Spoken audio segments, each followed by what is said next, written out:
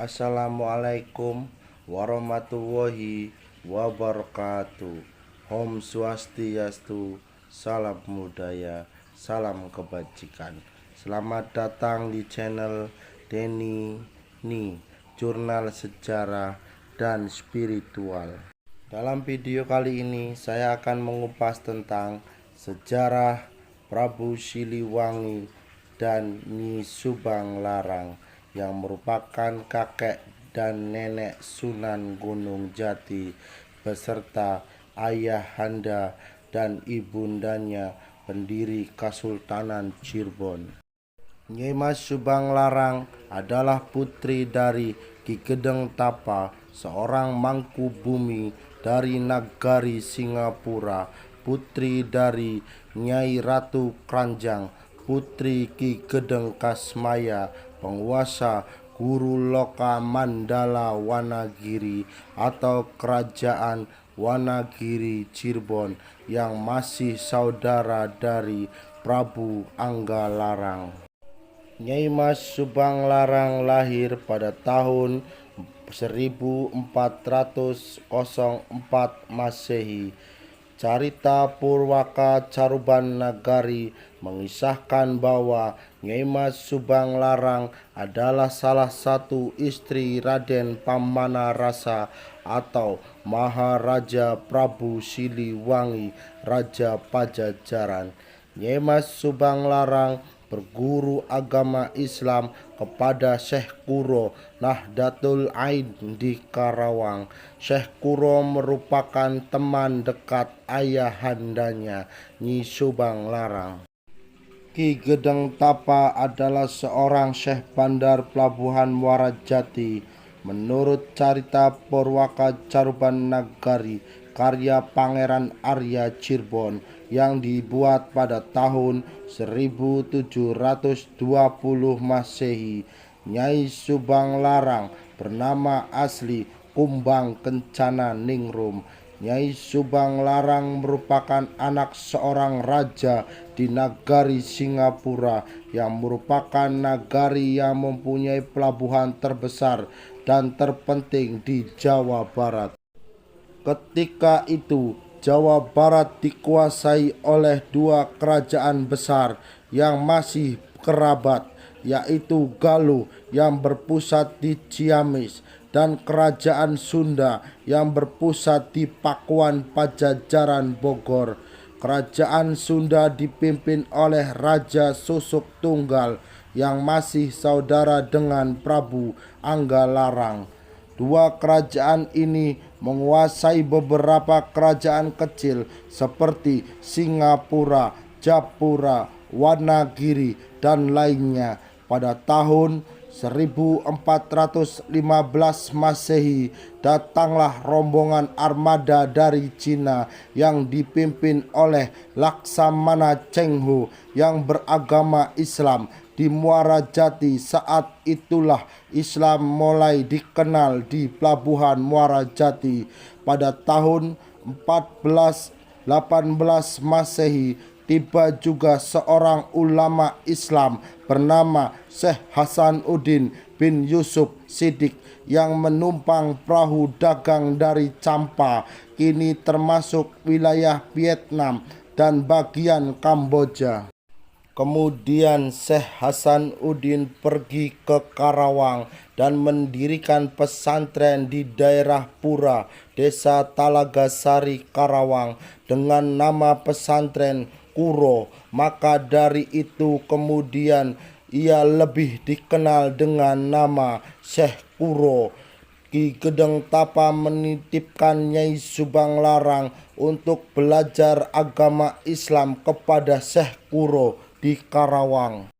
Nyai Subang Larang belajar agama Islam di Syekh Kuro selama 2 tahun. Di tempat inilah Syekh Kuro memberikan gelar Ang Larang, pahlawan berkuda, kepada Nyai Subang Larang. Sekitar tahun 1420 Masehi, Subang Larang kembali ke Muara Jati ke Nagari Singapura. Ketika Nyai Subang Larang sedang mengaji membaca ayat suci Al-Quran, Raden Pamanarasa lewat. Kemudian Raden Pamanarasa atau Prabu Siliwangi terpesona dengan suara merdu Nyai Subang Larang, sehingga sang Prabu Siliwangi akhirnya jatuh cinta. Raden Pamanarasa pun meminang Nyai Subang Larang untuk dijadikan istrinya dengan mas kawin lintang ketri dederetan, yang artinya tasbih berjumlah 99. Di tahun yang sama terjadi peperangan antara nagari Singapura yang dipimpin oleh Raden Pamanarasa dengan nagari Japura yang dipimpin oleh Amuk Marugul. Raden Pamanarasa memenangkan pertempuran tersebut. Kemudian Raden Pamanarasa pergi ke Pakuan Pajajaran Kerajaan Sunda.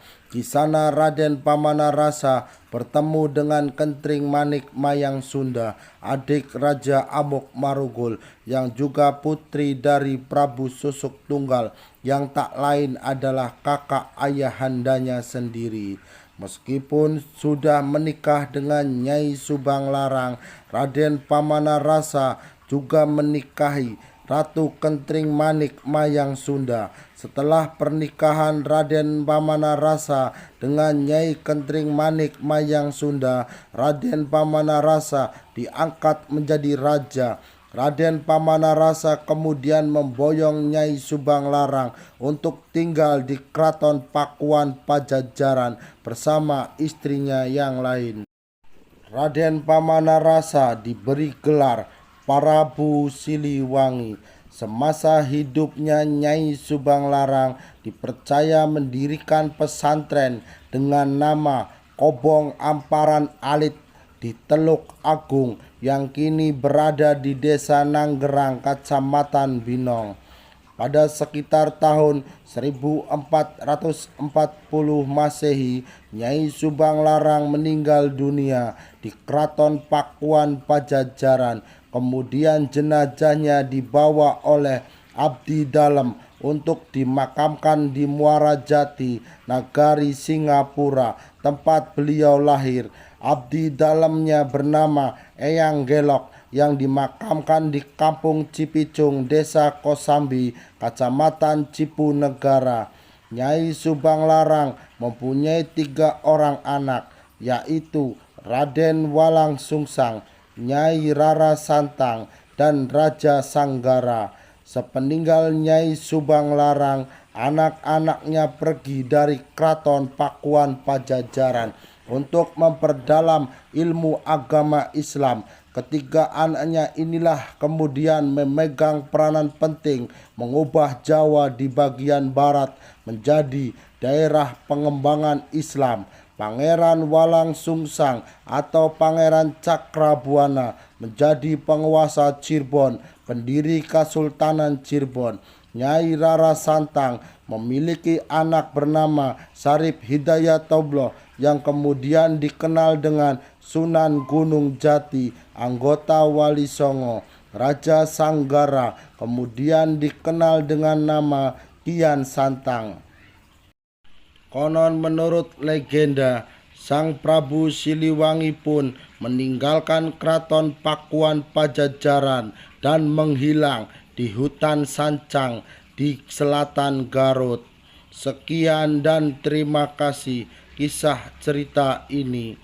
Jangan lupa like, komen, subscribe, dan share video ini. Sekian dan terima kasih. Wassalamualaikum warahmatullahi wabarakatuh.